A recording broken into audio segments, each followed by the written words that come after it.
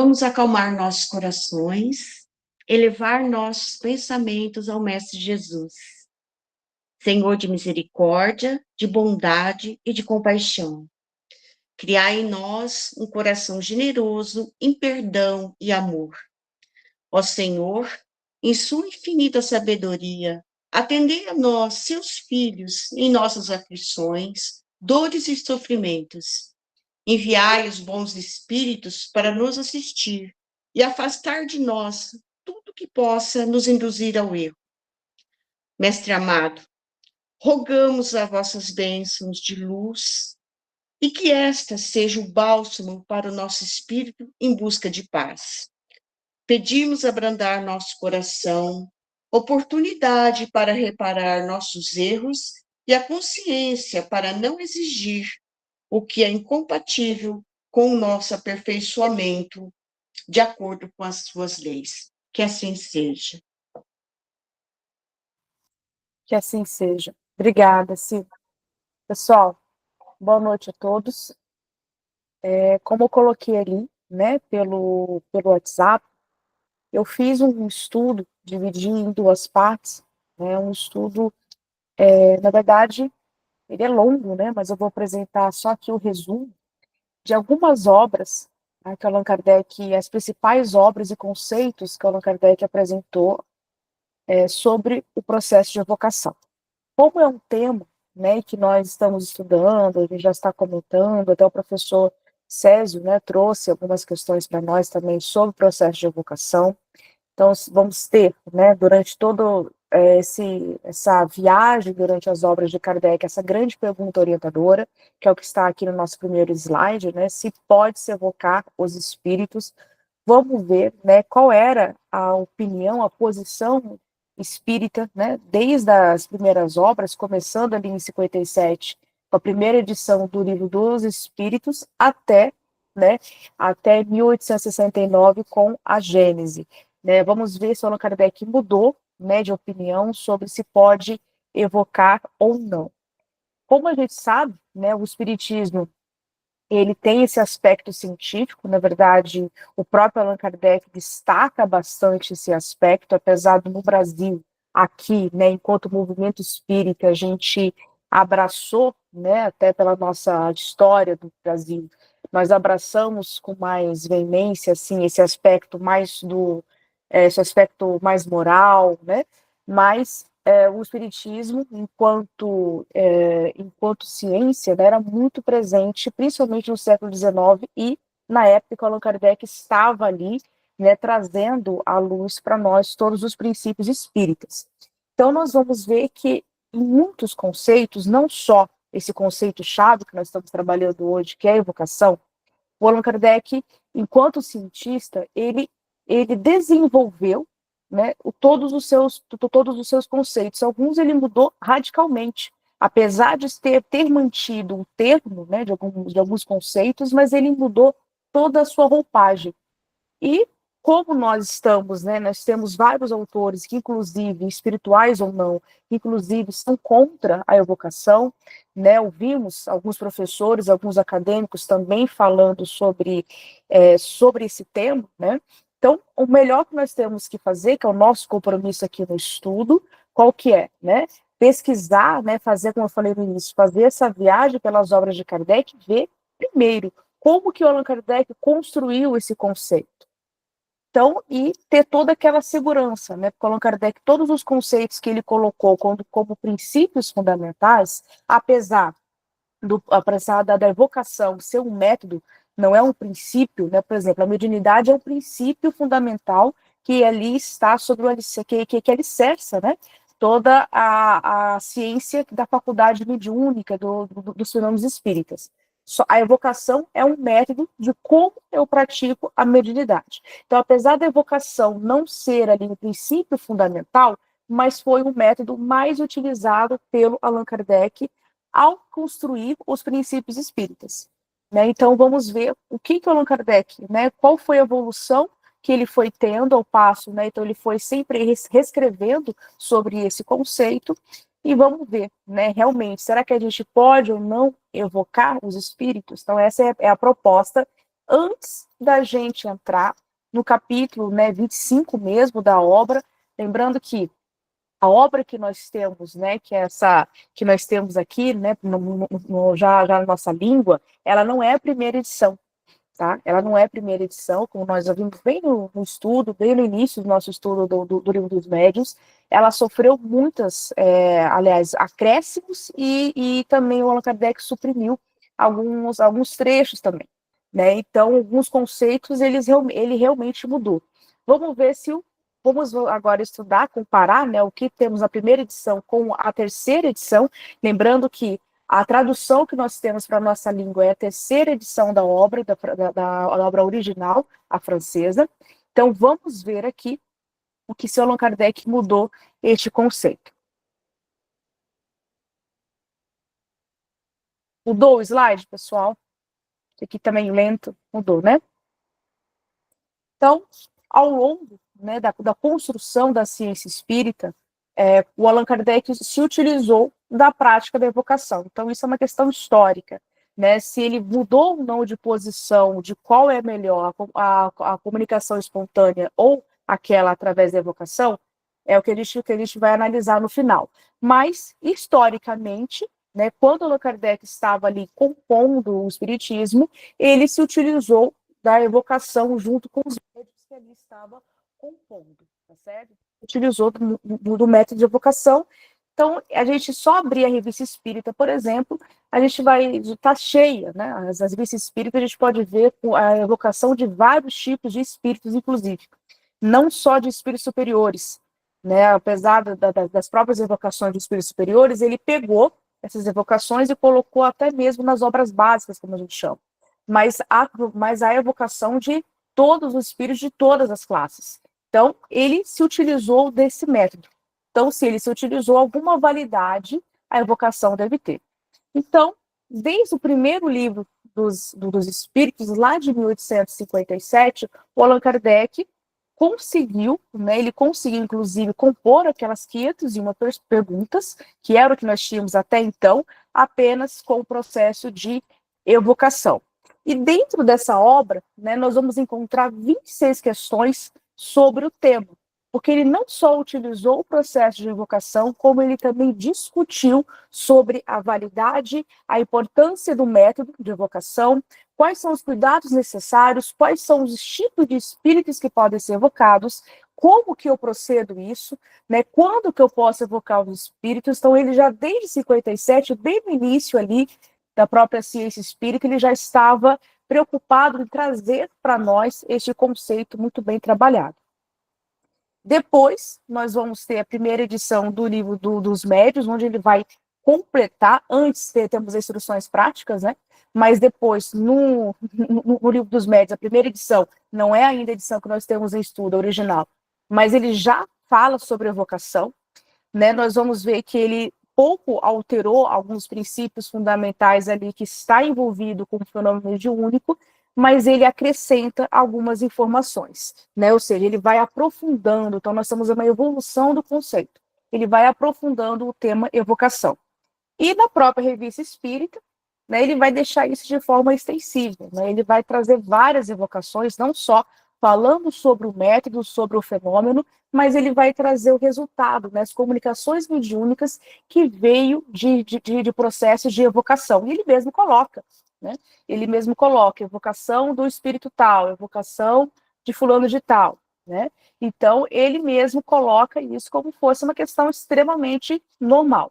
Mas nem por isso, né, ele também vai falar, né, que o nosso ponto aqui principal é a evocação.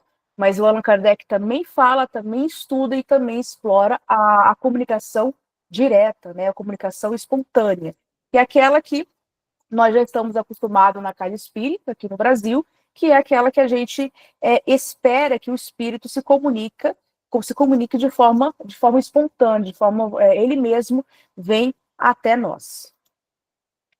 E é um tema, né, justamente porque sofreu aqui no movimento espírita brasileiro, sofreu uma quebra, né, nós tivemos uma quebra dessa prática, né, não só do conceito, estudamos evocação, que fica apenas aqui no grupo de estudo, como nós estamos aqui, e há uma crítica muito grande né, daqueles que estudam o Allan Kardec, seja de forma acadêmica ou não, que a evocação precisa retornar às práticas mediúnicas, ao centro espírita, né, que não se trata de algo perigoso, pelo contrário, até Allan Kardec ele coloca perigoso é se você trabalhar qualquer tipo de fenômeno mediúnico através de qualquer método de forma irregular. É lógico que a gente vai dar, se fizermos isso, vamos abrir caminho a qualquer tipo de perigo. Um deles, como nós já estudamos anteriormente, processo obsessivo. Mas não é o método de como eu vou me comunicar com o além-túmulo, com o mundo espiritual. Entende? Então, não importa se eu vou fazer isso de uma forma espontânea, se eu vou evocar o espírito, toda essa comunicação, seja qual método for, ela traz risco caso eu não vá com estudo, com técnica, caso eu não não trabalhe com a mediunidade de uma forma totalmente regulada, como Allan Kardec já nos trouxe instrução, já nos ensinou sobre isso. Porém, aqui no movimento espírita, logicamente influenciados até pela prática mediúnica de médiuns, né, que a gente coloca como os melhores médiuns do Brasil, né, enfim, e a forma como eles trabalhavam a mediunidade deles era através da comunicação espontânea, criou-se no movimento espírita que vamos, né, então, deixar de lado o processo de evocação. Mas já adiantando, inclusive, isso está na terceira edição do Livro dos Espíritos, dos Médiuns, como nós vamos estudar, né, a partir de janeiro, o Allan Kardec fala, um bom grupo mediúnico é aquele que mescla tanto a evocação quanto a comunicação espontânea. Né, e ele vai fundamentar por quê. Né, ele vai explicar por que nós temos que trabalhar com esses dois métodos ao mesmo tempo.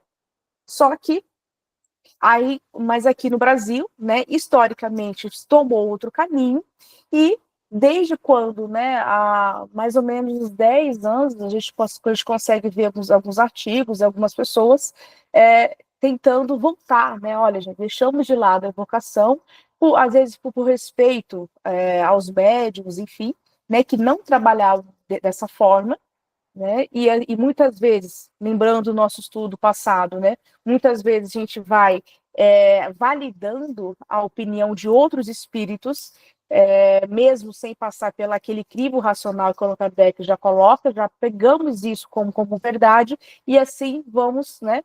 Vamos praticamente que manchando, né, a própria história que o Kardec colocou para nós. Então, agora, né, vamos ver se realmente o Allan Kardec ele concorda, né, que tem que manter a evocação ou não. Então, nós temos, desde da primeira obra, que é o Livro dos Espíritos, da primeira edição, aquele com 501 perguntas, dentro de 501 perguntas, né, 20 e pouco, lembra que eu falei, era só sobre evocação. Então, ele vai já começar a investigar, através do mesmo método de perguntas, né, daquele método dialético de perguntas e respostas, ele vai tentar trazer alguma instrução daquela equipe espiritual ali que estava com ele, para falar sobre a evocação. Na primeira obra, né, os espíritos esclarecem ao Allan Kardec que é possível e temos que utilizar, sim, o processo de evocação, só que para fins bons, né, para aqueles fins que realmente sejam, né, da ordem divina. Então, afirma, né, que aquele que está evocando precisa ter a fé em Deus é necessária para que eu possa fazer um processo bom, né, de evocação, e eu não posso evocar aquele espírito para qualquer coisa. Eu tenho que ter um fim útil, e esse fim útil não tem que apenas me beneficiar, mas tem que ser para o bem comum. Então, são essas as primeiras respostas, ou seja, já colocando ali a evocação como método de comunicação mediúnica, mas que tem que ser voltado para o bem. Né? Então, isso não mudou muito. Né? Então, já temos esse primeiro princípio, aliás, essa primeira ideia aqui, desde 57.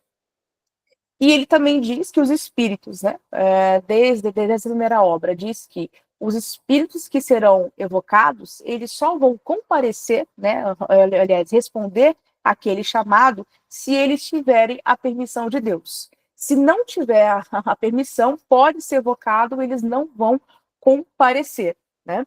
E até porque ele pode não, o espírito pode não estar no estado emocional, espiritual suficiente, vamos colocar assim, porque ele está no preparo suficiente para que possa atender aquele chamado. E também tem uma questão da qualidade também do chamado, né? Será que eu estou evocando aquele espírito com uma boa intenção, com a boa vontade? Então vai depender muito da intenção que está por trás daquela evocação.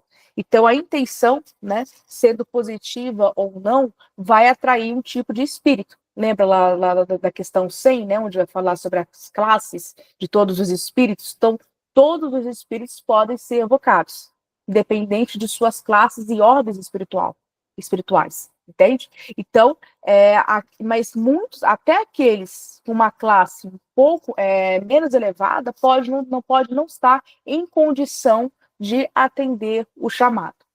Então, desde a primeira obra, a gente vê que a gente tem já uma boa compreensão já sobre o processo de evocação. Em nenhum momento está falando que não se deve evocar, né?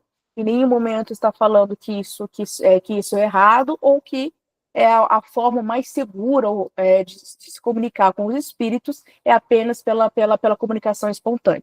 Não, está validando aqui o método, apenas está instruindo, né, dando, assim, explicando para nós que podemos praticar a evocação, só que se for para o bem. Os espíritos superiores, né, ainda que em 57, temos a informação que eles também podem ser evocados, mas, logicamente, eles só vão responder aos chamados para aqueles, né, aos chamados daqueles para quais são simpáticos, para os quais eles têm uma simpatia, uma sintonia moral aqui, né? Então, se ele percebe que ele está sendo evocado apenas para poder fazer parte de algo que não vai agradar ninguém, que não vai ser útil para ninguém, né? As pessoas ali que estão evocando é apenas para brincar, ou seja, não tem um fim bom, ele não vai comparecer. Pelo contrário, né? Às vezes vamos dar aqueles evocadores podem estar dando até espaço para espíritos inferiores que vão se passar por superiores, como nós já estudamos no capítulo lá sobre a identidade dos espíritos, isso é muito comum. Então, até aparece um espírito ali, mas não é aquele que realmente eu quis evocar, tá certo? Então, muito cuidado, né, que o Allan Kardec coloca, muito cuidado com aqueles, né, com qual intenção que a gente está colocando no processo de evocação. Depois o Allan Kardec pergunta, né, e sobre os parentes, né, os amigos próximos, eu posso evocá-los? Eles atendem os chamados? Sim, eles atendem os chamados, né? Só que a gente tem que entender que nem sempre, né, eles vão responder o chamado naquele momento que eu estou chamando, porque ele não pode, muitas vezes, ele responder. Às vezes ele está enfrentando o processo de perturbação espiritual, ele acabou de desencarnar, não tem ainda, lógico que essa lucidez, né, já no mundo espiritual,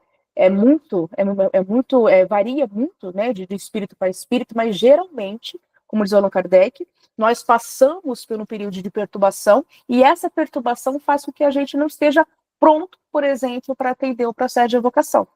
Então, muitas vezes, não é que ele não quer, ou que ele não tem a permissão de Deus, ele não pode. Ele não está ainda em preparo para poder atender aquele chamado. Mas isso não impossibilita, né? Ou seja, aqueles amigos, aqueles parentes que já se encontram no processo de evocação, tá certo? Eles já é, aliás, que já se encontram já prontos e preparados, eles podem sim se encontrar, eles podem sim responder o chamado do processo de evocação. Pessoal, espera só um minutinho, tá? Rapidinho, preciso ver uma mensagem aqui, rapidinho, por favor.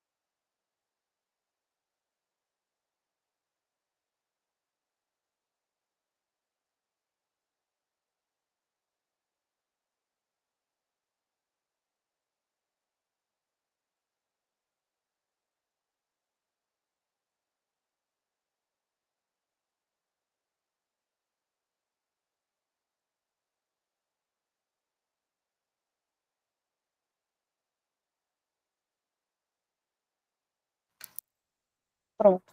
Desculpa, pessoal. Continuando aqui. Alguma pergunta, pessoal? Algum comentário? Qualquer coisa, tá? Só levantar a mão, já abrir o áudio, certo? Então, desde a primeira obra, nós já temos bastante informações, né, como a gente já havia dito, sobre a vocação. Nada aqui, né, a gente pode colocar, né, a gente pode ver, né, nessas mais de 20 perguntas que o Allan Kardec faz na primeira obra, ou seja, aquela ainda de 501 perguntas, já traz para a gente a validade do processo de evocação, já fala para a gente quais, né, os tipos de espíritos podem ser evocados, quando que eles podem ou não responder os chamados, né? Então ele já estabelece aqui já os princípios fundamentais da prática de evocação. Então, já temos aqui desde a primeira obra. Então, como nós vimos, em nenhum momento, né, a gente pode reler tanto no português e francês, a gente não vai encontrar nada, nenhum obstáculo, nenhuma oposição do próprio Allan Kardec, nem comentários, né? É interessante essa primeira, não sei quem já leu, que já teve contato com essa primeira edição, né? Tem muitos comentários do Allan Kardec. Temos mais comentários do Allan Kardec, acho que talvez devido, né, ser praticamente metade das perguntas da obra que nós temos, né? Tem muito comentário do Allan Kardec. Então, ele teve muito mais, vamos colocar assim, a gente vê mais a presença do Allan Kardec nessa primeira edição do que na segunda edição, né? Que é a edição que nós temos em estudo. Então, o próprio Allan Kardec comenta bastante, a gente percebe que ele dá realmente validade a essa prática de evocação. Depois, né, em 58, ou seja, os estudos espíritas eles, né, estão ainda em evolução, o Allan Kardec vai falar de novo sobre o processo de evocação. Além dele rechear a revista espírita, como nós havíamos dito, né, de várias mensagens, ele vai trazer para a gente, né, a diferença entre invocar, né, ou seja, a invocação, com o processo de evocação. Né, porque as pessoas estavam, né, os leitores estavam confusos e confundindo essas duas práticas. Então, o Allan Kardec nos coloca, né, isso na Revista Espírita, né, na própria Revista Espírita, e também na obra Instruções Práticas, também de 58. Ele vai colocar que invocar, né, é você pedir um auxílio, né? Eu vou invocar o Deus em oração. Então, quando nós estamos fazendo uma prece, eu estou invocando Deus, né? Eu estou pedindo que ele venha meu socorro, em meu auxílio, né? Então, ele não estou pedindo que ele venha, né, a minha presença e se comunique comigo. Agora, a evocação, sim, né? É fazer com que o Espírito venha até nós. É diferente. Então, quando eu estou invocando, eu estou pedindo que Deus haja por mim, que ele, né, como muitos outros irmãos pensam, né, que atuam com milagre, ou que ele se apresente de alguma forma. Agora, evocar é você fazer realmente, eu quero evocar o Espírito fulano de tal, quero que ele venha até aqui e a gente se comunique, ele traga uma mensagem. Tá? Então, e essa evocação, ela pode, diferente da invocação, né? Ela pode ser colocada, se ser dirigida a qualquer espírito de qualquer nível espiritual, intelectual ou moral. Né? Então, eu posso evocar, um espírito que não seja tão evoluído assim, dependendo da minha intenção que eu tenho por trás deste processo.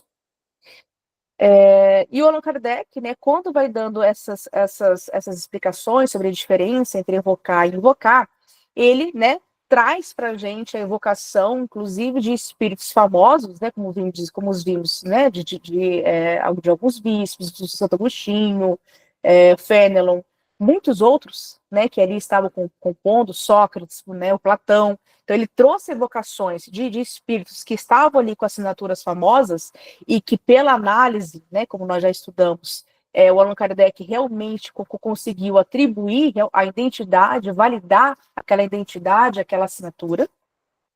Também trouxe para nós exemplos, né, de evocações de espíritos comuns, que não foram pessoas públicas quando estavam vivas. Né? Então, mostrando realmente que qualquer tipo de espírito, independente do que eles foram aqui na Terra, o nome que tiveram, a posição social, econômica, se foram famosas, públicas ou não, todos podem ser evocadas, né? E quando Allan Kardec traz isso para nós, a gente pode, né, estudar, lógico, de uma forma muito mais um caminho muito mais longo, né? Quando a gente fala assim, somente foi o André Luiz que trouxe para nós, né, as facetas, como eu coloquei ali, né, do mundo espiritual. Não, Allan Kardec trouxe, é porque as informações elas estão esparsas, né? A gente tem que fazer esse caminho aqui e ficar vendo como, né, os passos que Allan Kardec colocou para nós. Mas quando Allan Kardec, né, voltando, quando Allan Kardec traz para nós as diferenças, né, as diferentes evocações de vários tipos de espíritos, e cada um tem uma percepção, cada evocação, né, por isso que até o Zé Roberto fala, gente, vamos ler a Revista Espírita, traz para nós essa compreensão, né, ou seja, a gente consegue ver cada um traz um ensinamento. Ou seja, a gente não aprende só com uma comunicação, lógico, né? Aprende muito mais, tem um valor, tem um valor de conhecimento ali muito grande, uma comunicação de Sócrates, por exemplo, do que uma comunicação de um espírito, apenas de um espírito amigo, vamos colocar assim, mas todos, até aquela comunicação simples desse espírito amigo, a gente consegue aprender mais um pouco sobre o mundo incorpóreo, sobre o mundo espiritual. Né? Então, Allan Kardec chama a nossa atenção, né, quando ele coloca esses textos, essas evocações na própria Revista Espírita, e faz com que a gente perceba, né? Ou seja, então, todos os espíritos, seja de qualquer nível, traz para a gente um grau e um conhecimento. Então, a gente não pode, né, se o próprio Allan Kardec, a gente confia no método científico dele e na razão dele, lembrando que o apelido dele era o próprio bom senso encarnado, né? Então, se ele colocou aquela comunicação, mas não é de um espírito famoso, não é de um espírito tão grandioso moralmente, mas algo tem a nos ensinar. E só foi possível a gente conseguir compreender isso através da evocação. Então, por isso, né? Por isso que o Allan Kardec trabalhou, ele não descartou, pelo menos até aqui 58 que a gente está vendo, o processo de evocação. Né? Então ele traz, independente do grau de evolução de cada espírito, ele coloca aqui, né? São valiosas, ou seja, então a gente aprende com todos os irmãos espíritos, sejam eles de alto grau, esses espíritos superiores, até aqueles espíritos que traz algum sofrimento, que traz às vezes algum traço, né, de ainda muito ligado ao mal, mas ele tem ali, ele também tem o direito, né, de se comunicar, de ser ouvido, e tem ali a comunicação que traz algo valioso para a gente, até que fosse para a gente refletir, não é mesmo, de como os nossos atos, né, morais, por exemplo, vão refletir quando a gente voltar à pátria espiritual. O Allan Kardec aqui, né, ele, por exemplo, ele coloca, né, a importância, por exemplo, de você evocar espíritos de diferentes ordens econômicas e sociais, e de culturas diferentes, né, o Allan Kardec teve, né, ele teve a oportunidade de ler vários tipos de comunicações, inclusive em outras línguas, né? Ou seja, cada espírito, lembra quando a gente estudou no capítulo anterior, que a gente preserva a nossa identidade muito ainda, né? Muito, até porque a última vida que tivemos, né, são essas primeiras impressões que ficam bem à flor da pele quando a gente volta ao mundo espiritual. E quando a gente se comunica, é muito mais fácil, né? A gente já imprime ali as nossas últimas, vamos colocar assim, as nossas últimas experiências na Terra ou no mundo físico. Então a evocação, né? Por exemplo, eu quero evocar agora um espírito, vamos colocar ali um padre, por exemplo. Ele vai trazer a comunicação dele, por exemplo, pela análise do que ele for me colocar, eu vou conseguir aprender sobre a cultura dele, sobre a vivência que ele teve, a forma, né, como ele coloca através da própria linguagem, do conteúdo. Foi tudo que o Allan Kardec falou para a gente no capítulo anterior, né? Então, né, a gente pode ver, né, o próprio que a gente aprendeu lá no capítulo 24, a gente joga aqui para o capítulo 25, para a gente ver como, né, então ele evocava, e depois para poder trazer essa identidade, né, quem foi esse espírito? Será que o espírito comunicante é realmente aquele que eu quis evocá-lo? Né, isso tudo, vou precisar fazer análise da linguagem e do conteúdo. Outra coisa, né, o Allan Kardec coloca assim, evocar espíritos que a gente conhecia em vida, né?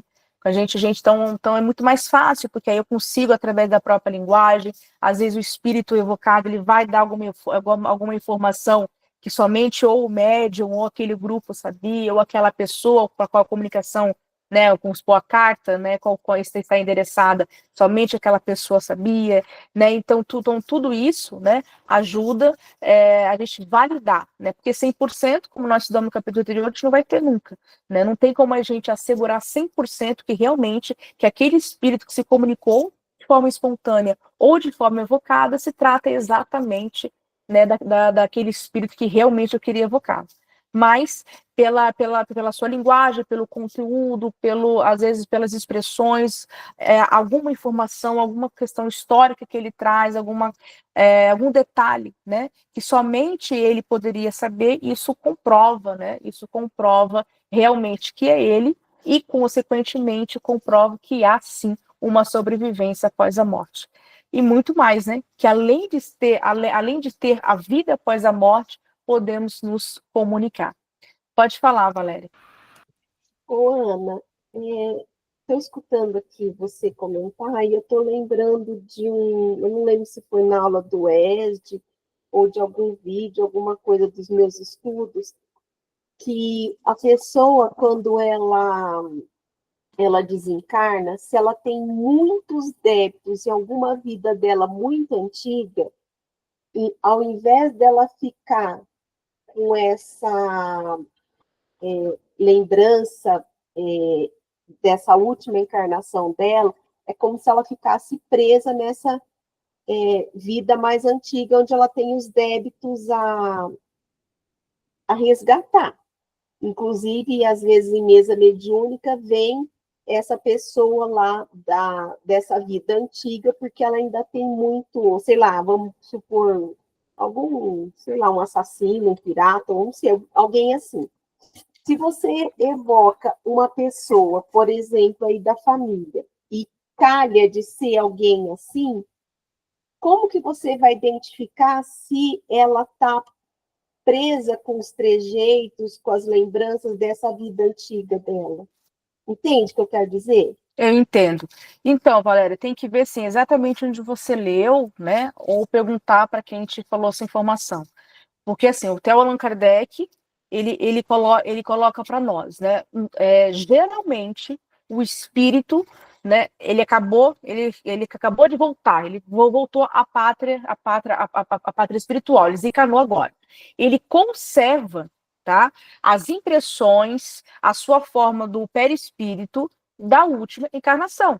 Ou seja, ele acabou de morrer, né? Então ele está, ou seja, inclusive a sua moral, a sua perturbação espiritual, ou seja, ele não é que ele volta, né? Ou seja, ele não tem nenhuma passagem, pelo menos estou me lembrando agora, que Allan Kardec, ou qualquer outro autor espiritual tenha dito isso. Olha, ele volta, ele vai ficar preso àquele que mais teve débitos.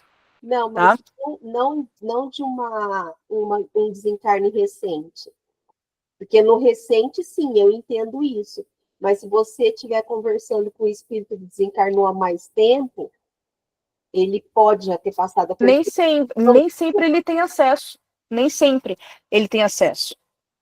Tá? Então, por exemplo, eu posso estar, vai depender da forma, ou seja, a maturidade que ele tem. Né? Lembra, eu até coloquei aqui no estudo, né? A gente usou o exemplo da Dona Laura lá. A Dona Laura, quando foi reencarnar, né? Aqui, a anfitriã ali do próprio André Luiz, ela teve que relembrar, né? Ela teve que passar para lá na câmera, lá, né? Que fala ali que do passado, onde passa aquele filminho, exatamente como o André Luiz coloca ali para nós. Ela teve que relembrar, inclusive vamos colocar assim, as maldades que ela tenha feito. E até fala ali como ela saiu abalada depois desse processo. Até porque não vem de forma imediata. Mesmo, e ela já estava um tempo ali.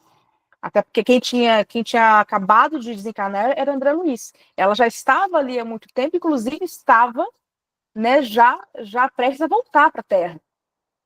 Tanto que essa lembrança que ela teve acesso, por exemplo, ela teve que ter acesso porque ela ia usar isso, tá certo, para poder resolver numa próxima vida corporal, que é o que ela foi fazer.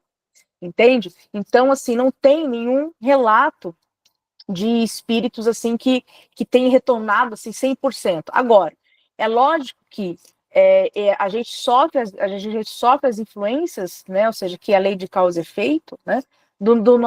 Das nossas próprias ações. Então pode ser sim que às vezes um espírito esteja tão presente que ele vem e coloca para nós em comunicações. Na própria obra O Céu e o Inferno é recheado de comunicações, de evocações, por exemplo, de espíritos que vêm e falam, olha, eu fiz isso, por isso que eu passei por isso, né? Agora, não que isso seja uma regra, né? Não que isso seja, ou que seja algo que seja mais comum a todos, né? Então, nós não temos assim até que ponto o espírito, quanto tempo já quando ele já está espírito errante, que ele volta a lembrança toda. Não tem um texto que fala assim, olha, a maioria voltou quando estava com 3 anos lá, ou que estava com 5 anos já após a morte dele. Isso é muito. Tanto que tem espíritos que logo quando ele faleceu de manhã, à noite ele já está no mundo espiritual, a perturbação praticamente foi pequenininha e ele já voltou, entende? A lucidez dele já veio à tona. Então, vai depender, tá vendo que é muito variável? Às vezes pode demorar 10 anos, né? Não, sim, eu entendo isso. A minha dúvida era assim, porque diz que quando você desencarna, você fica preso, o nosso inferno, entre aspas, as nossas próprias atitudes, a nossa culpa. A consciência. Né? Então, por ele ter, sei lá eu quantos anos de desencarne, se ele tem uma vida dele que ele tem muitos débitos, é como se aquilo ficasse pesando na consciência. Então, ele meio que volta assim, entre aspas, né? Fica preso a essas lembranças, a convivência dele daquela época. Então, é isso que eu quero dizer. Ele provavelmente, até em vida, na última encarnação, eu entendi, foi um mal que ele fez em outra ainda. Até em vida, ele já tem que ter essa perturbação ele já tem que estar passando por isso. Não, mas assim... Entende? Se ele vem, por exemplo, lá numa mesa mediúnica, contar coisas dessa vida muito mais... Pode, sim, pode. Ele pode, isso que eu falei, ele pode acessar memórias, mas eu quero dizer, não é comum. Não, mas se ele lembra da antiga, ele lembra da recente também. Era isso que eu queria saber. Pode ser, mas as impressões ele fica com aquilo que mais lhe tocar, entende? Por isso que ele sofrendo, porque não da vida atual, vamos dizer, da última, mas da antiga. Sim, mas muito provável, sabe, Valéria, assim, se ele teve uma grande perturbação, vamos supor, há 2 vidas atrás, é muito difícil que em 2 vidas, pelo esquecimento, ele tenha ficado isento, nada de abalo. Pelo contrário, né? Ele tem que ter vindo, ele pode não entender 100%, compreender até pela lei do esquecimento, mas ele já vem ele já está em perturbação, quero dizer. Né? Então, vamos supor, podemos conceber uma pessoa hoje que está em perturbação, vamos supor, um processo obsessivo muito grave. Pode ser que esse processo obsessivo já o acompanhe em 3 vidas passadas.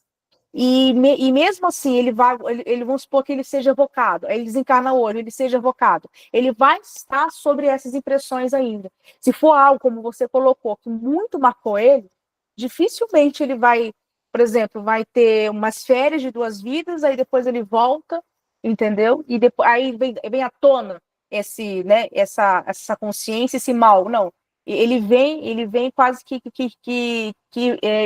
experimentando isso em várias vidas. Sim, ele vem Entende? fazer os resgates, né? Mas Isso. ainda tem muita pendência dessa vida antiga. Mas isso eu quero dizer, assim, não tem... Se eu evocar esse espírito e calha de coincidente de ser ele ter esse caso dele estar fazendo resgate, eu estou evocando pela vida de agora. Vamos dizer que eu perdi alguém e quero conversar. Uhum. Mesmo ele tendo essa perturbação e essa culpa antiga, a vida recente dele, ele vai voltar e ele vai conseguir se comunicar e dar... Dependendo se ele tiver muita lucidez disso, sim. Né, o que o Allan Kardec fala, se ele estiver pronto, se ele responde a sua evocação. Uhum. Normalmente, né, o que a gente vê no Céu e Inferno, por exemplo, normalmente, quando ele é evocado, ele já passou pela perturbação. Ele veio como no intuito de instruir. Olha, eu ainda não evoluí 100%, mas eu já matei, eu já fiz isso, já fui obsessor. Daí ele vem e ele fala do mal que ele fez, mas ele fala, estou no caminho. Então dá a entender que ele vem, mas ele atualmente ali, na hora que ele estava dando aquela comunicação ou respondendo aquela evocação, ele já tinha passado, vamos supor, pelaquela perturbação inicial. Ele já tinha compreendido o mal que ele tinha feito, ou que ele tinha passado. Entende? Então, assim, agora, isso na obra Céu e Inferno, por exemplo. Agora, a gente pode evocar um espírito, né, que esteja em processo um processo de obsessão, vivendo? Pode, que é o que o Allan Kardec vai falar em textos daqui a pouco, né, quando a gente for evoluir aqui nos anos, né? Ele vai falar que deve-se, inclusive, evocar espíritos obsessores, justamente para poder evangelizá-los, justamente para poder fazer com que ele enxergue que ele está fazendo mal. Mas ali ele não vai ter a total, vamos supor assim, ele não vai vir no sentido de poder instruir ou de poder, ele não vai estar, vamos supor assim, ele vai estar lúcido do que está acontecendo.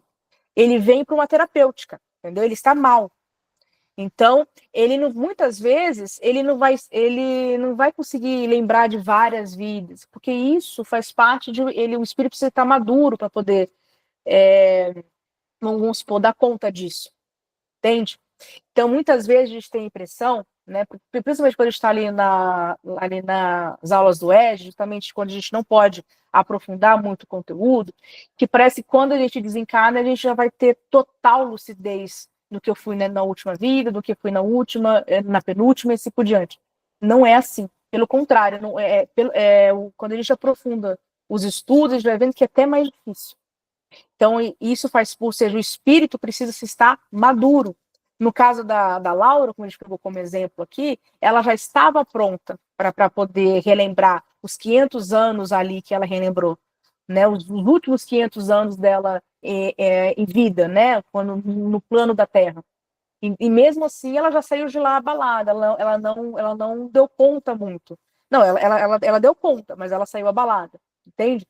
Então, assim, isso mostra para nós, né, que precisamos, né, enquanto espíritos, né, a gente precisa ter uma certa maturidade para a gente poder relembrar total das vidas passadas. Tanto que a lei do esquecimento, ela não vale só para o plano da Terra, ou plano material. Também ela também impera no mundo dos espíritos. Justamente, né, como os espíritos colocam, graças a Deus. Porque imagine se a gente já tem que passar pela perturbação, pela mudança de plano. A gente começa a relembrar tudo. Agora, tem uns que relembram. Quando relembra, aquela dor é um processo necessário para ele, entende? Então, assim, vai depender muito de cada caso. Voltando aqui, pessoal, podemos ver, né, tanto na própria Revista Espíritas, né, o resumo aqui que nós temos do ano de 58 e também a instrução prática, né, que é o que antecedeu a primeira edição do Livro dos Médiuns, o Allan Kardec validando novamente a importância de se evocar, né, ou seja, falando, né, inclusive agora, falando, né, além né, que todos os espíritos podem ser evocados, que é importante, que é um método válido, falando assim, olha, vamos evocar, inclusive, espíritos comuns, porque eles também têm algo a nos passar. Pode falar, Zé. Ana, sem desculpa atrapalhar, que a Selma fez uma colocação aí no chat, eu vou ler para você, pode ser? Ah, por favor, não tinha visto, desculpa, Zé. Nada, não, eu estou aqui para ajudar. Obrigada, Zé, pode ler. A Selma colocou o seguinte: oi, Ana, não sei se entendi direito, mas a expressão telefone só toca de lá para cá, atribuída a Chico Xavier, e que muitos espíritas pregam, não seria verdadeira, então? Olha, foi a Selma, né? Colocou, né? Olha, Selma, eu penso assim, né? O Chico, né? A gente não pode falar dele enquanto homem, né? Mas devemos colocá-lo ele no crivo enquanto médium. Como o Allan Kardec falou, nenhum médium tem que ficar fora dessa análise, né? A forma como o Chico, né? A forma como o Chico trabalhava, né? As pessoas falam, é uma comunicação espontânea, mas depende de como a gente o interpreta. Né? Porque o Chico, por exemplo, ao colher ali as informações da mãe, tudo bem, ele só colhia o nome, mas ali já era um processo de evocação. Essa é a minha interpretação, tá? Baseado em todos esses estudos aqui. Então, é lógico que ele não fazia no modo Allan Kardec, no sentido assim, olha, vamos ficar chamando aquele espírito, que era exatamente, ele deixava ali, era a forma como ele se expressava, né? Cada médium, apesar de termos praticamente as mesmas mediunidades, vamos colocar assim, mas cada um se expressa de uma forma diferente. Então, a forma como o Chico trabalhava, né, deixando os espíritos mais à vontade, mas ele colocava ali o nome. Ou seja, aquele espírito, né, já só o fato da mãe dele estar ali, por exemplo, para pegar aquela mensagem, já pensando nele, lembrando que a gente se comunica, os espíritos se comunicam através do pensamento, o Allan Kardec vai nos colocar. Como é que o espírito sabe que ele está sendo evocado? Através do pensamento. Então, quando aquela mãe e quando escrevia ali o nome dele, caso ele estivesse já pronto, né? Como nós discutimos anteriormente, tivesse a permissão de ali dar a comunicação para aquela mãe, por exemplo, ali já é um processo de evocação. Né? Não foi como a gente trabalha na casa espírita, né? Onde a gente não está ali pensando diretamente um espírito de forma específica, e o espírito aparece para um tipo de trabalho diferente também que o Chico fazia, né? Diferente da que o Chico também fazia, entende? Então, eu entendo, né, que ali a gente pode colocar ali, entender ele como um processo de evocação, apesar que não era ao molde, né, vamos colocar assim, ao modelo do Allan Kardec, mas a gente pode interpretar como processo de evocação. Mas se a gente for, né, é que normalmente a gente pega o Chico como talvez pela nossa cultura ser muito católica, e a gente quer às vezes endeusar o Chico, né, enfim, e a gente não tem medo muitas vezes de falar assim, olha, o Chico, né, ele também ele tá sendo, né, ele pegou um pouquinho pesado aqui. Nessa frase, né, que ele colocou e a gente muitas vezes também, né, colocou isso como uma verdade absoluta. Aí, já nesse ponto, a gente está errado, porque o telefone não toca só de lá para cá. Eu também posso chamar ele pelo telefone. Agora, se ele vai atender, é outra coisa. Entende? Mas nós vamos voltar nesse assunto ainda. Quem mais levantou a mão? Obrigada, Ana. Imagina, Selma. Eu. Sueli, né? Oi. Sueli e a Silvia. Sueli.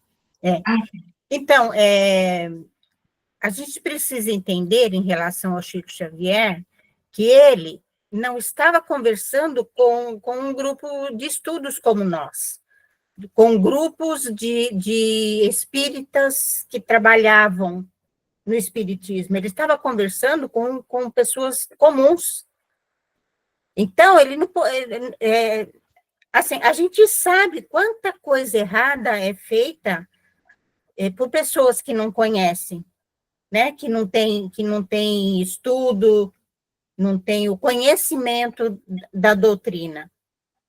Então, ele não podia falar, tá, tudo bem, vamos fazer evocação. Primeiro porque, se a fila dele já era grande, imagine com evocação o tamanho que ia aumentar essa fila para ele, né, de pessoas querendo evocar familiares. E outra, ele ia estar dando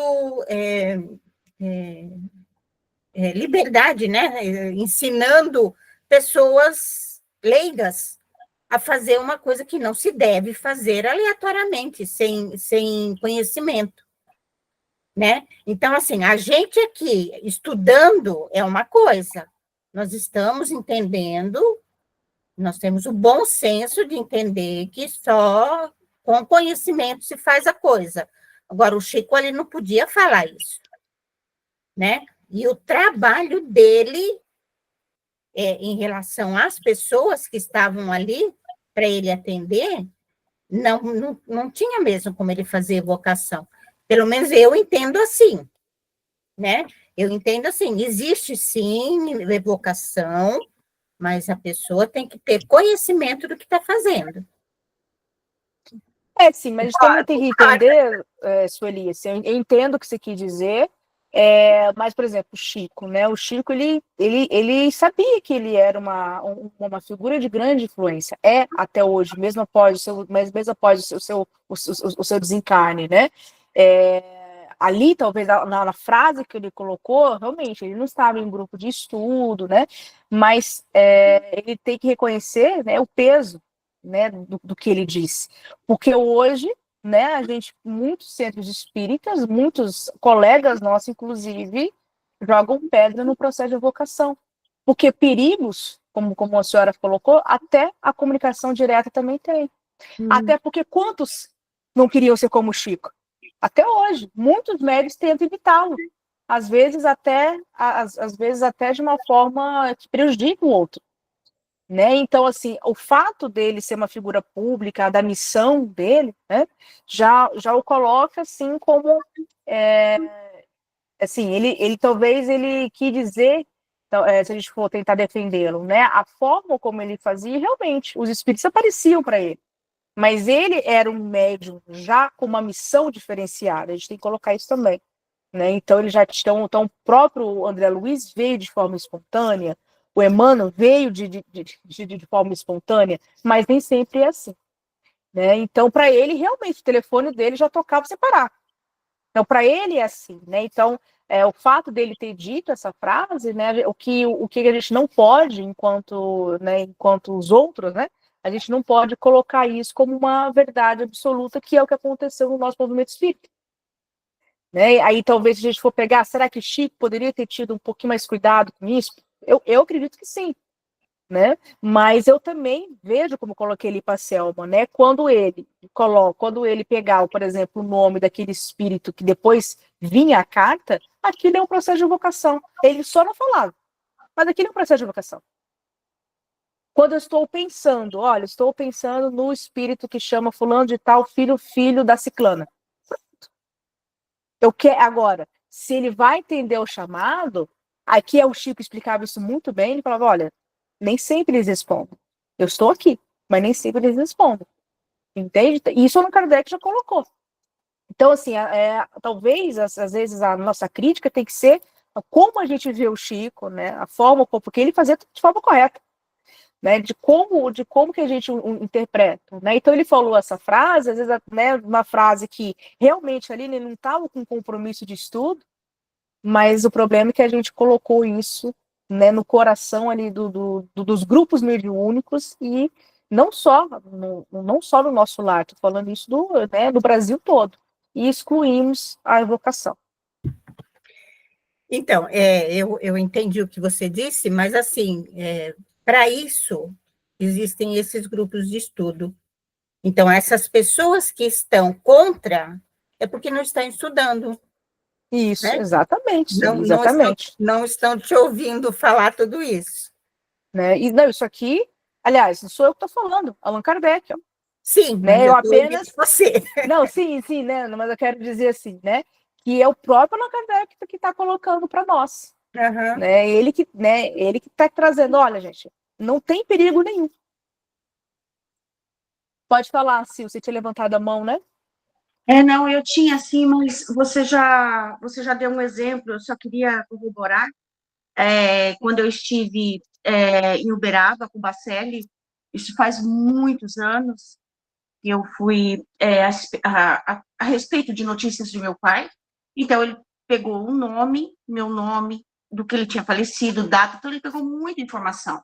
Aí ele passava a mão em cima dos papéis, assim, e nada.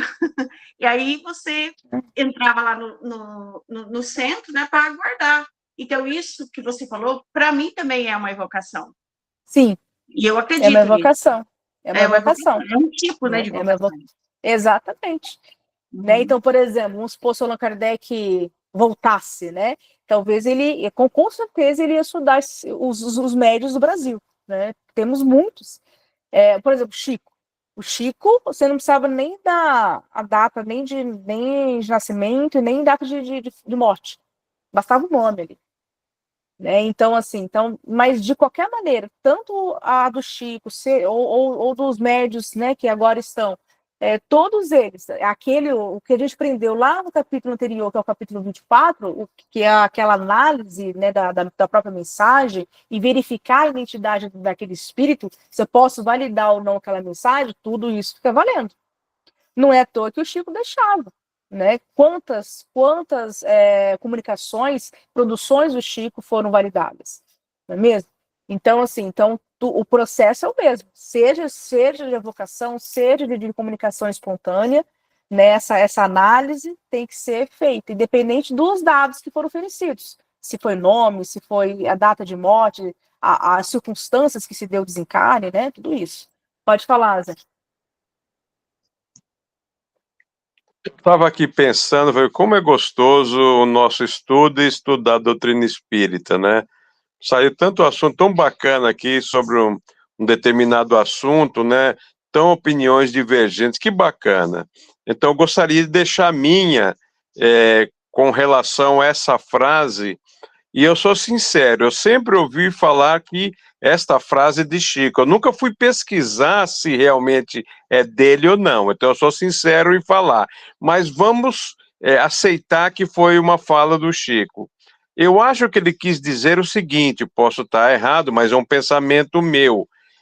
Ele em nenhum momento disse, olha, não podemos evocar.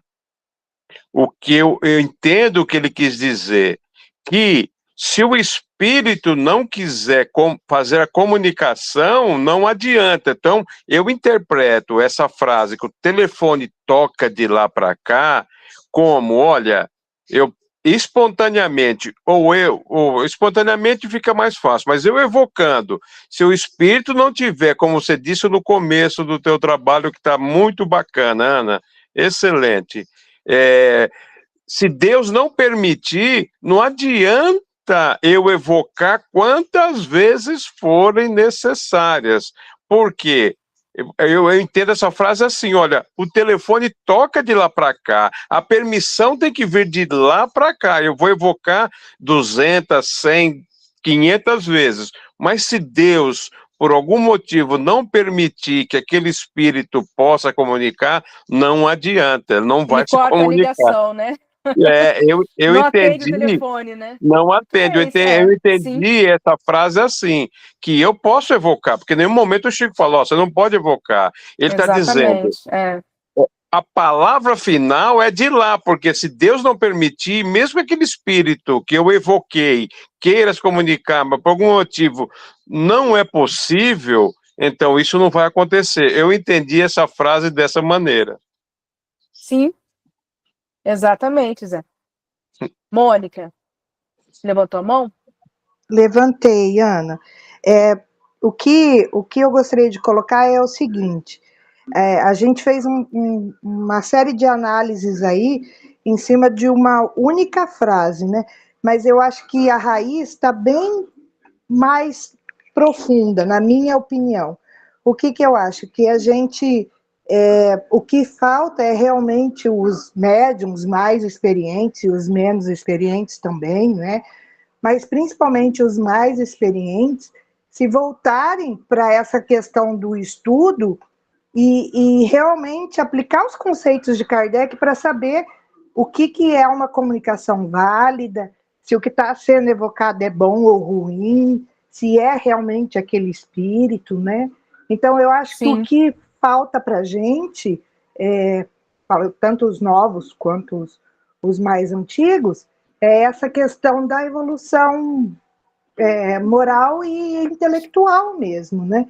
Porque quanto mais estudo a gente tem, quanto mais a gente raciocina em cima da mediunidade, a gente consegue separar. E daí todos esses perigos da evocação caem por terra. Mas o que acontece? É muito mais cômodo a gente abolir uma parte da doutrina do que sair da zona de conforto.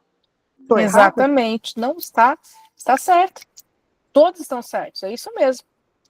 É isso mesmo, né? É o que muitos críticos colocam, né? Quando a gente fala, olha, independente de Chico, independente desses grandes médios que tivemos no Brasil, e realmente o nosso país é um grande berço, né? Mas muitas vezes deixa de lado, né, os estudos que o Allan Kardec tem, né, que ele fez e o que ele tem a nos dar. Então, isso, e muitas vezes os médios, né, a gente fica muito, cria um próprio método, cria um próprio jeito, vamos criando né, entramos no modo automático, né, e muitas vezes a gente não reflete as nossas práticas. Por isso, né, como a Sueli colocou para nós muito bem, né, por isso que a gente tem um grupo de estudo. Do grupo de estudo, por isso que o médium, né, qualquer outro tarefeiro espírita, precisa estar sempre inserido em um grupo de estudo, justamente porque ele faz com que a gente né, ele nos provoca, né, faz com que a gente vá buscar as informações e tá sempre, né, com o nosso senso crítico ali aceso, né, que é o que era a postura, né, que o Allan Kardec queria para nós. Então, por exemplo, se a gente for começar a refletir, a pensar, a gente muda também a figura, né? A gente muda também a cara do próprio movimento espírita, né? A gente pode pensar, mas aqui a gente é tão pequenininho, né? O nosso centro é tão pequenininho, né? Mas começa assim, né? Né, as práticas, a evolução, né, vai mudando de acordo com né, o ensino, com o nosso ensinamento, com a nossa aprendizagem. Né, que é o que realmente o Allan Kardec colocou para nós. E ele já estudou, já catalogou tudo para nós, basta a gente o quê? Abrir o livro e estudar, né, que é o que realmente nós estamos fazendo aqui. Vamos continuar aqui, pessoal. Agora, o Allan Kardec também colocou para nós, em 59, nós vamos ter o livro que é o Espiritismo, né? Mesmo sendo uma obra diferente, né, através daqueles diálogos que o Allan Kardec coloca, ele também vai trazer algumas informações para nós e reafirmar outras informações que ele já trouxe anteriormente sobre a evocação. Então, ele começa reafirmando, né, na obra, né, que podemos evocar todos os espíritos de todas as ordens e que eles vêm de forma voluntária, né? Foi aquilo que o Zé falou, né? Eles vão atender o telefone, vai depender, né, de quem está chamando, se eles podem, se eles têm, né, se tem a permissão de atender ali o telefone, por exemplo. Então, vai mais independente se eles podem ou não, todos podem ser evocados. Então, não é apenas algo apenas para os espíritos superiores. Então, todos os espíritos, independente da ordem, podem ser evocados. Depois, né, lógico, né, que assim como qualquer prática mediúnica que seja paga, que envolva um processo ali de venda do próprio dom mediúnico, o Allan Kardec nessa obra coloca, olha, cobrar para você evocar um espírito também está errado, isso compromete e traz grande perigo ao médium, que faz, né, que leva essa faculdade para um caminho econômico, ou seja, né, não obedecendo, né, aquela lei que diz, né, dai de graça o que de graça recebeste. Porque se você é um evocador, né, se você é um médium, você tem já esse dom de se comunicar com o mundo espiritual, e você não pode fazer disso uma ordem econômica, um serviço. Não é um trabalho onde você, né, ou seja, a mediunidade ela tem que ser, se ela é um dom divino, né, o Kardec já define também a mediunidade como um dom divino, eu tenho que também dar de graça aquilo que de graça eu recebi. Outras questões, né, que o Allan Kardec também coloca para a gente aqui em 59. Para você evocar um espírito, a gente vai evocar através do pensamento, então a gente não precisa de nenhum ritual, de nenhuma magia, de nenhuma fórmula, não precisa, tá? A evocação é feita diretamente em nome de Deus, né? A gente pede a Deus a permissão para que o processo seja efetuado, a proteção da equipe espiritual ali, do próprio mentor, do anjo da guarda, ou seja, né, tudo tem que ser feito com muito respeito, com muita calma, então, e dispensa qualquer tipo de amuletos, velas, rituais, não precisamos, né, porque a evocação é feita pelo pensamento. Kardec também, né, explica para nós, né, ele reafirma, na verdade, né, que os espíritos superiores, quando eles são evocados, né, eles vão trazer as informações mais de cunho moral, de cunho instrutivo, filosófico, religioso. Então, eles não vêm para poder ficar respondendo bobagens, por exemplo, eles não vão perder o tempo precioso deles, né, não vão atender esses chamados. Então, espíritos superiores, né, geralmente concentram em princípios morais universais. Ele vem trazer uma mensagem que vai vir para todos, né, não para uma pessoa específica, né. Então, normalmente ele traz um ensinamento que vai abraçar a todos.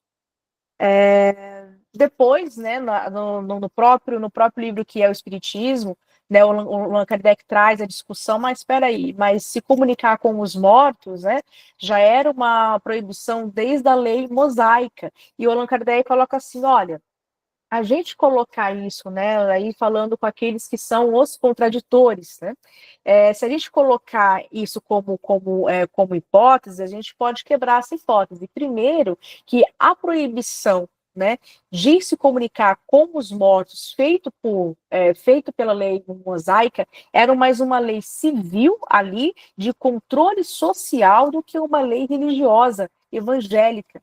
Então, quando a gente está lendo a Bíblia, quando a gente vai fazer um estudo, nós temos que, apesar de ser difícil, nós temos que separar aquilo que era lei social do povo da época, daquilo que realmente pertence aos princípios fundamentais do Evangelho. Então, a proibição, tá, de falar com os mortos, lembrando, por exemplo, o Moisés precisava, né, como a gente estuda, né, Moisés precisava de colocar ali um código social, político, jurídico mais rígido, primeiro, até porque o processo de evocação, tá, que era muito comum entre quem? Os egípcios, e eles tinham acabado de ser libertos, não é mesmo? Então, eles estavam trazendo aspectos culturais do povo egípcio. Então, ele tinha que para não ter esse conflito, ele precisava separar. Olha, gente, vamos separar, então, para que eles possam fazer isso, vamos fazer cumprir uma lei muito severa. Então, isso era do contexto daquela época, era um controle social daquela época. Então, Allan Kardec vai falar, não vamos trazer isso para nós. Né? Isso no século XIX aqui, né? Não vamos trazer isso para nós. Isso era uma preocupação social de Moisés, era a programação dele, vamos colocar assim. Não é uma questão evangélica. Até porque não tem nem na Bíblia, se a gente for estudar, né, o Allan Kardec coloca para nós, não tem nada de cunho evangélico que argumente que isso vá contra Deus, ou que isso viole a lei de Deus, ou que seja errado. Não, isso era uma questão de controle social, assim como nós temos até hoje. Tá? Então, outras regras e leis que vêm com esse intuito de fazer o controle social. A lei mosaica, no sentido de proibir a comunicação com os mortos através de invocação ou qualquer outro meio de comunicação, entende? Então, era uma questão social. Então, Allan Kardec vai dizer, isso não é aplicável no espiritismo moderno, nem nos dias de hoje. Ou seja, não vem com esse argumento que a gente já quebra ele. Então, não adianta, né? E ele coloca, né? Ele fala assim, olha, a Igreja Católica, né? Muito bonitinho ele coloca, né? Por exemplo, quando lhe convém, vamos aplicar a lei mosaica, mas quando não convém, não, aplicamos a lei atual. Então ele fala assim, olha, não há lógica. né, há uma contradição. Ou evoca, né, ou aplica exatamente a lei mosaica na sua, ou seja, todo o código, né, não vai escolher aquilo que lhe convém só quando você não quer, não aceita aquele método ou aquela posição, né, senão realmente você vai estar sendo contraditório. Então ele diz assim que a igreja, que ali, né, se a gente for ver a igreja, era uma das grandes, né, opositoras ao espiritismo nascente, então ele está colocando ali, através do diálogo com o padre, né, na obra o que é o espiritismo, em 59, ele coloca, olha, não vem com esse argumento, porque esse argumento não cola, é isso que ele quer dizer, né, então se você está falando da lei mosaica, então coloca tudo. E a gente vai ver que ele vai voltar em outros textos, isso incomoda o Allan Kardec devido aos ataques que ele teve pela Igreja Católica. Ele vai falando assim, olha, de novo essa conversinha sobre lei mosaica, não cola. Tá? Porque se a gente for, né, ele fala assim, olha, vocês são muito inteligentes muito espertinhos para entender que aqui é um controle social, não vem usar isso agora, né, evocar Moisés, vamos colocar assim, para poder abafar o método espírita de evocação, a prática de evocação dentro do espiritismo nascente e moderno, né, como ele colocava aqui. Depois, em 60, né, o Allan Kardec vem com o livro dos Espíritos, né, já na edição original que nós temos, né. É lógico que ele teve outras edições também, mas essa é a edição de 1860, já é com 1019 perguntas. Então, ele vai o quê? Ele pôde não só evoluir com muitos conceitos que ele traz ali, princípios fundamentais e teorias também, como ele também vai né, ele vai também trazer mais informações sobre os mesmos. É o que ele fez com o processo de evocação também, né? Então, ele repete, né, a afirmativa que todos os espíritos podem ser evocados, independente da posição ou época de vida que eles tiveram. Eles são atraídos, né? Os espíritos normalmente eles são atraídos também na comunicação espontânea ou na evocação pela natureza moral do ambiente, ou seja, quem está compondo, quem são os médios, quem são aqueles evocadores, qual é a intenção deles, será que me interessa atender o chamado, como diz o Zé, né? Será que me interessa atender o telefone ou não? Né? Então, dependendo da moral, do contexto ali do ambiente, eu não vou atender o chamado, ou vou, né? Vai depender da natureza do espírito ali que também está sendo evocado. Né, ele depois repete para nós, né, falando que os espíritos que são superiores, obviamente, vão preferir aqueles encontros sérios, enquanto os espíritos inferiores são atraídos por ambientes que são de brincadeiras, frívolos, né? Então, cada um, né, vai estar com a sua turma, é mais ou menos isso. Depois, né, ainda ele vai dar, né, isso que ele nem entrou ainda no livro dos médios, onde a gente já viu que ele estuda isso de uma forma muito mais extensiva. Mas já desde a primeira obra agora, na sua segunda edição, vai falar, olha, como que ele diferencia os maus espíritos dos bons espíritos, através da sua linguagem e do conteúdo de suas mensagens.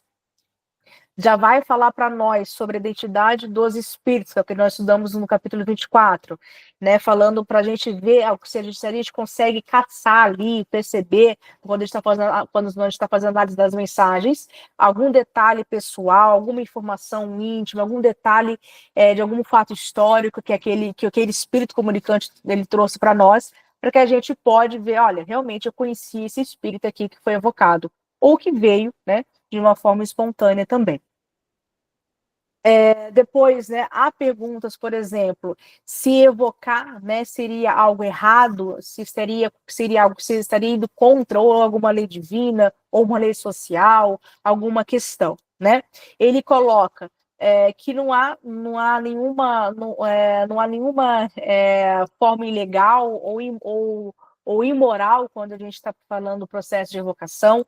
Pelo contrário, se a gente está fazendo isso com todo amor, com todo carinho, com muito respeito, com método, com segurança, não há perigo nenhum e nenhum mal também com relação à evocação.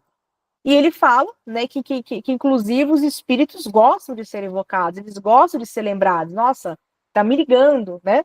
Ele quer falar comigo, ele lembrou de mim, então eles gostam, né? Então eles recebem esse chamado com muita afeição e com muita alegria. Através da evocação, né? Já temos a informação que a gente pode receber ensinamentos, os conselhos, informações sobre a vida após a morte, que é o que nós temos na revista espírita, isso, né, de vários tipos de níveis de espíritos, na própria obra Céu e Inferno. Então ele fala assim, olha, através da evocação, olha quantos conteúdos e informações tivemos sobre a vida espírita, sobre a vida espiritual. Né, justamente porque de vários tipos de espírito, então cada um veio imprimir, veio compartilhar as suas impressões, e isso traz para a gente, vai revelando um pouquinho mais sobre esse mundo deles. Fora, né, então, ou seja, então, o que a gente pode ver aqui, né, o que essa segunda edição do Livro dos Espíritos tem, né, além de ter mais perguntas, veio apenas reafirmar, né, o que ele já falou em obras anteriores e oferecendo mais detalhes sobre essa prática, né, ou seja, ele está validando e destacando aqui, né, a ética que nós temos que ter quando a gente for fazer o processo de evocação dentro do, né, seja, caso a gente queira fazer no molde do espiritismo, ou seja, no molde de Allan Kardec, não há perigo nenhum. Como a gente pode ver, até agora, nenhuma ressalva, né? Nenhum momento Allan Kardec falou de algum perigo, de algum estudo, de algum médium que sofreu, algum de evocador que sofreu algum mal devido à evocação. Então, até agora, ele está altamente validando, né?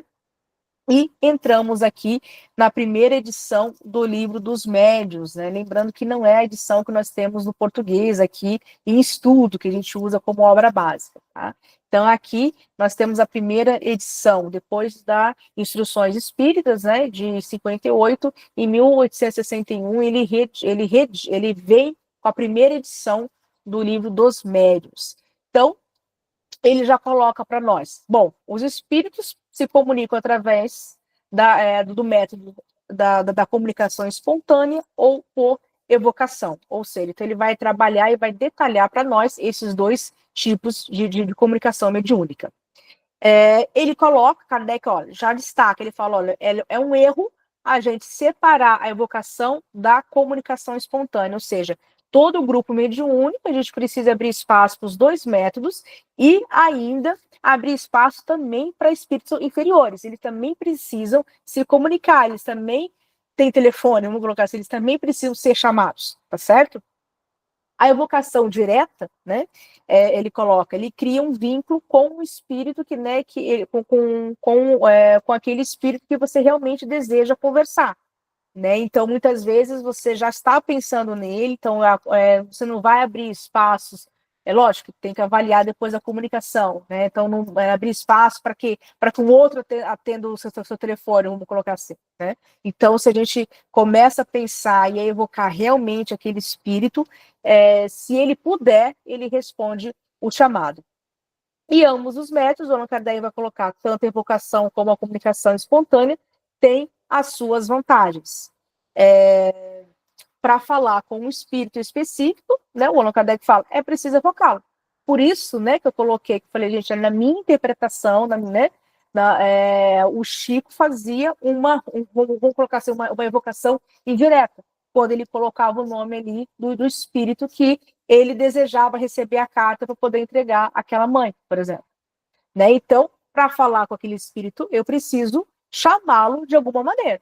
Se eu vou escrever o nome dele no papel, se eu vou pensar, enfim, como que eu vou instrumentalizar isso ali no grupo, não importa. Mas eu vou estar, o que vai importar? O meu pensamento quando eu vou pensar em ligar para ele. Então, para falar com o espírito, é preciso evocá-lo, de forma direta ou indireta. A evocação, né, sempre pedida permissão para Deus, a Allan Kardec coloca isso como um passo a passo, a evocação primeiro tem que ser pedindo essa proteção a Deus, tem que ser feita de forma sincera, senão os bons espíritos, né, senão a gente vai estar dando espaço, inclusive para aqueles espíritos que não estão com tanto compromisso assim.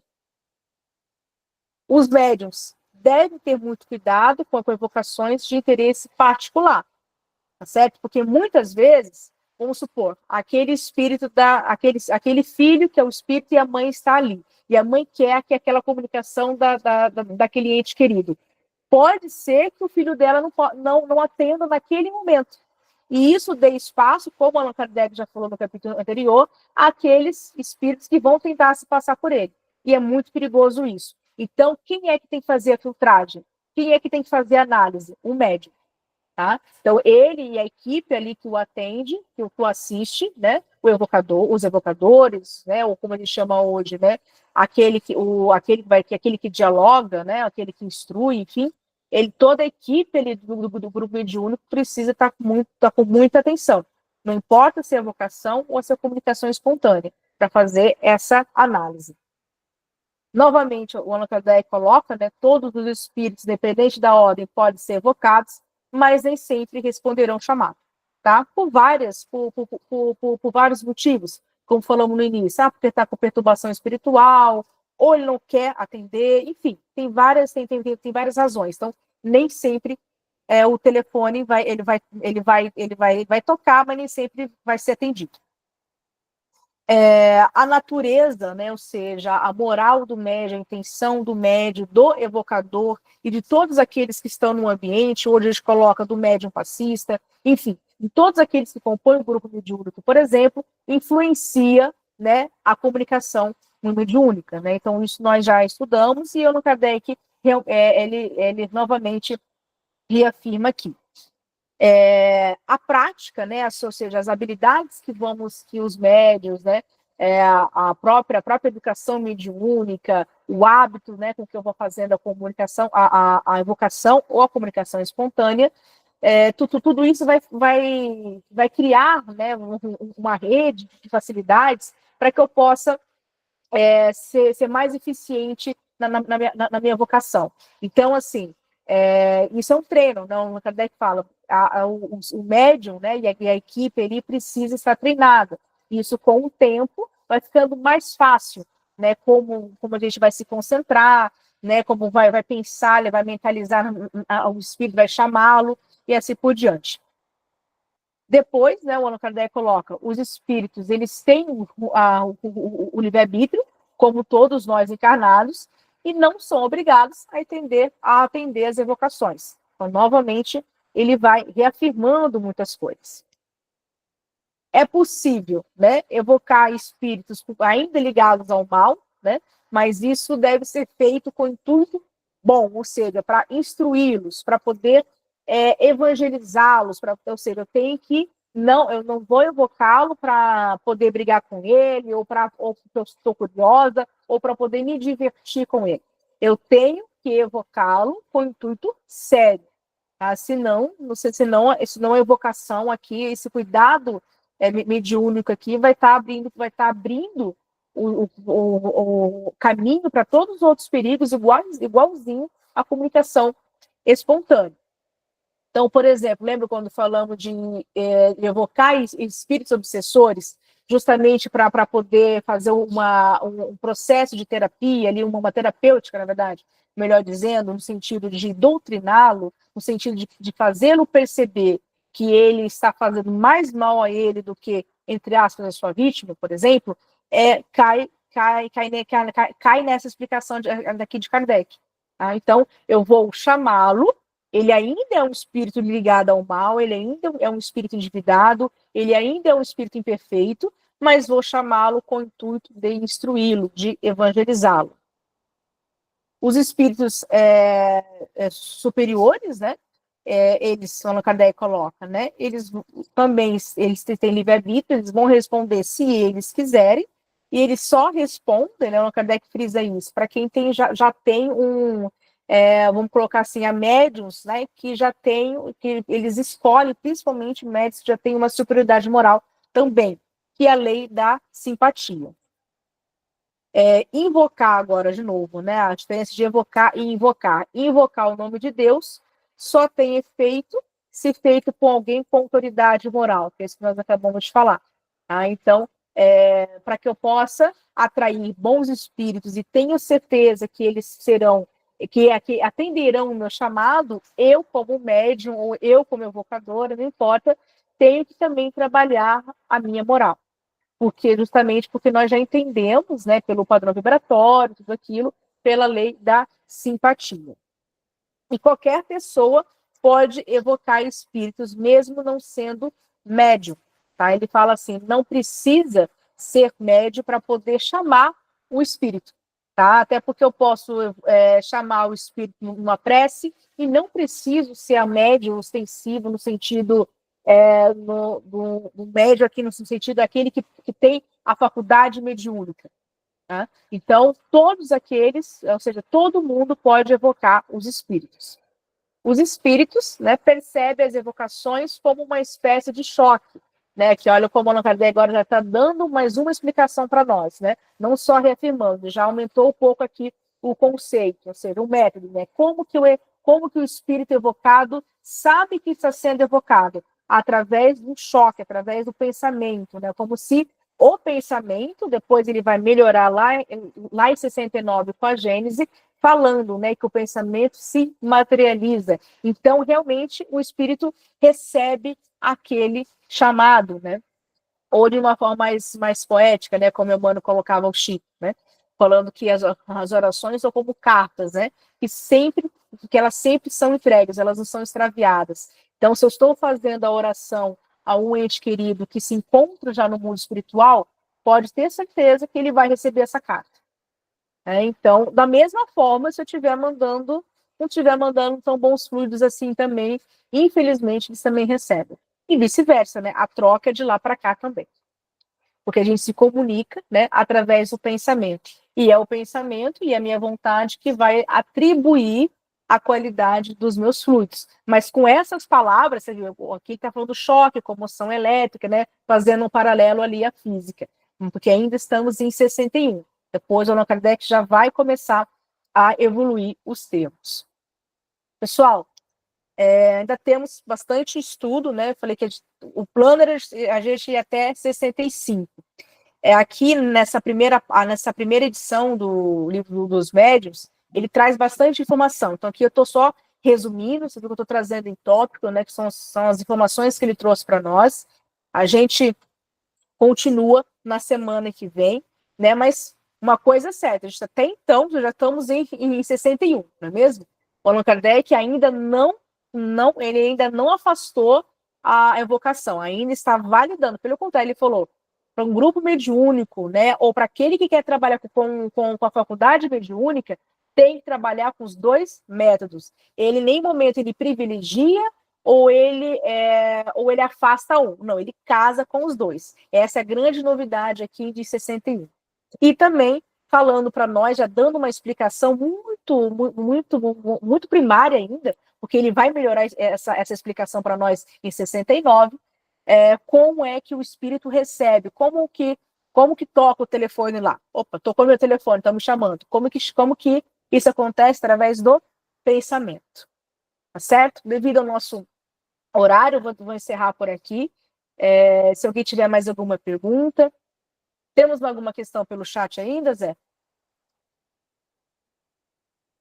Seu áudio está... Abre o áudio aí. Eu estava olhando, não. Não tem, não, né? Tá, só teve da Selma, Então, tá certo. Alguma questão, pessoal, que vocês gostariam de colocar ainda? Na próxima semana a gente continua, então. Pode ser? Essa nossa viagem aqui pelos estudos, aqui acompanhando a evolução do pensamento de Kardec acerca da evocação. Ana, teve uma agora, mas eu acho que pelo tempo, vamos deixar para a semana que vem. Deixa eu ler aqui. Deixa eu pegar aqui. Pode ler. Da Mônica. Então, podemos dizer que nas sessões de desobsessão, os espíritos são evocados? Depende. Né? Depende de se você está entendendo aqui o método. Porque eles podem, né? Normalmente, assim, os médios, eles escrevem ali os nomes das pessoas que estão sendo obsediadas. Eu não sei o nome do espírito obsessor, né? Então, eles recebem aquele caderno, aquela lista, por exemplo, é um dos métodos que alguns grupos específicos trabalham, tem grupos específicos que trabalham só com o espírito obsessor. fazendo essa terapêutica, como eu disse. Então, eles colocam ali o nome, entre aspas, da vítima, né? Coloquei entre aspas, porque eu concordo com o André Luiz quando ele disse que no processo obsessivo não há vítimas. Então, ele traz o encarnado. Fulano de tal, né? A Ana está sofrendo processo obsessivo.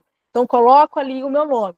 Então, eles vão intuir, aí, esse espírito, que vai se apresentar como espírito obsessor, ele pode vir se comunicar, olha, sou eu. Né? Então, ele é trazido, é lógico que ele está sendo intuído, ele também tem os protetores dele, que está ali o ajudando, né? Há uma rede, né, de espíritos ali ajudando nisso. Então, normalmente é o nome ali da pessoa que está sofrendo o processo obsessivo. Como, por exemplo, nós já falamos aqui de hospitais espíritas, né? Eles colocam os nomes ali dos pacientes que estão sofrendo o processo obsessivo, além de outras enfermidades físicas e psicológicas, né? Então, vamos agora pelo paciente tal, né? Então, como eu falei, é uma comunicação, é uma evocação indireta, né? Então, mas espera, né? Como o Zé colocou para nós, vamos esperar a hora que esse espírito obsessor conseguir atender o telefone. Alô, tô aqui. Entendeu? Justamente para ele poder receber essa instrução e esse ensinamento.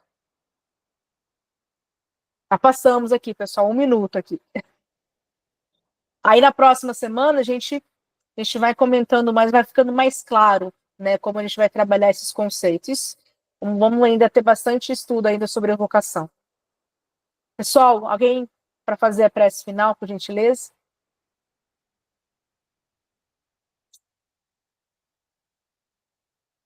Vamos ter que evocar alguém aqui. Né, Zé? Escolhe alguém aí, Zé, se alguém não quiser. Não aparecer de forma espontânea. Abre o áudio aí, Zé.